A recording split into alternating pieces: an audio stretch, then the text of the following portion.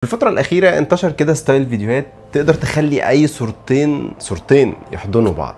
طب وبعدين بقى في اللي احنا رايحين له ده بقى بس مصيبة. المهم بعد ما دورت فلقيت ان انت عندك طريقتين تقدر تعمل بيهم ده. طيب لما جيت بقى انا اطبق الموضوع ده طقت في دماغي ان انا احضن الاستاذ سمير سبوت.